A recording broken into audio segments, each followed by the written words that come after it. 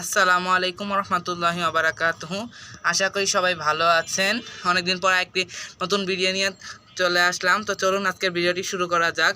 আজকের ভিডিওতে আমি দেখাবো কি অ্যালোভেরা গাছ কি করে ছোট টবেও রোপণ করলে এগুলো অনেকদিন পর্যন্ত ভালো থাকবে এবং সুন্দর দেখা যাবে। আপনারা চাইলে ছোট টবেও রোপণ করতে পারেন, আর এটার যত্ন কিভাবে নেবেন সেটার ব্যাপারেও আজকে আমি দেখিয়ে দিব।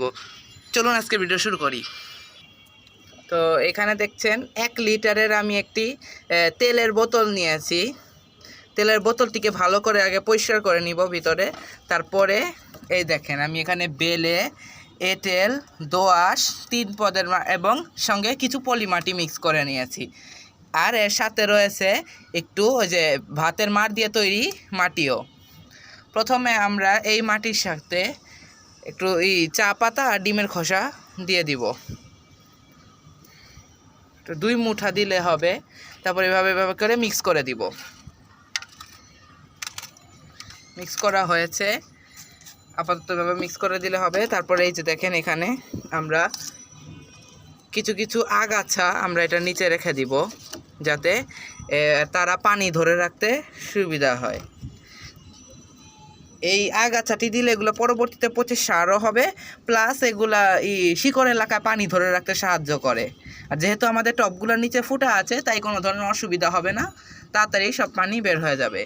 তো এই যে এখন আমরা মিক্স করা মাটিগুলো একে একে ঢেলে দিব। তো আগে আমরা একে সুন্দর করে এখানে বসিয়ে নেই, তারপর একটু একটু করে মাটিগুলো দিয়ে দিব।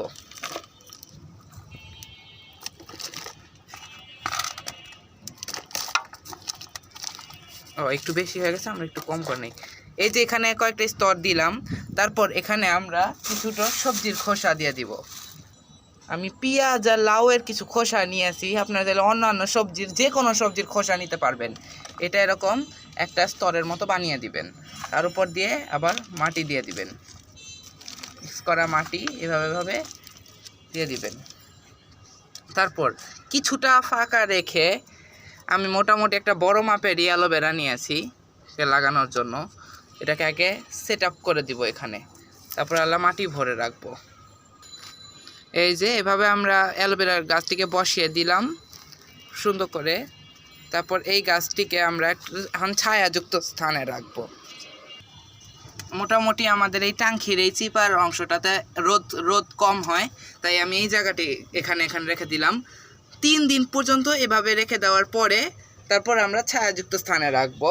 তাহলে এগুলো একটু পরিপুষ্ট হবে এবং তারপর পরবর্তীতে রোদের মধ্যে রেখে দিলে এরা আবারও বড় হবে। আর এই যে কিছু 3 দিন পরে যে এখানে লম্বা কিছু ডাল রয়েছে, এগুলো পচে যেতে শুরু করবে। এগুলো আমরা কেচি দিয়ে সাইড দিয়ে কেটে দিলে এগুলো আবার নতুন ডাল বের হয়ে আসবে। এখানে দেখতেছেন আমার বড় অ্যালোভেরাটা, এখানে এরকম এই যে এরকম ডালগুলো রয়েছে। এগুলো পর এই যেখানে পচে গেছে দেখে আমরা এখানে কেটে দিতে পারবো। পুরোপুরি পচা না পর্যন্ত আপনারা কাটবেন না। এই দেখেন পচে একদম এরকম হয়ে যাবে, তারপর কেটে ফেলবেন।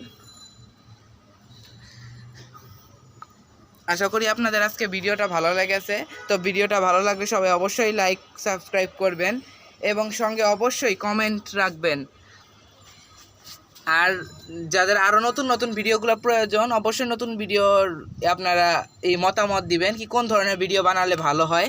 এছাড়াও কয়েকদিন আগে যে আমি ভাতের মাড় দিয়ে তৈরি মাটির প্রসেসটা দেখিয়েছিলাম, আশা করি ওইটাও আপনাদের খুব উপকারে দিয়েছে।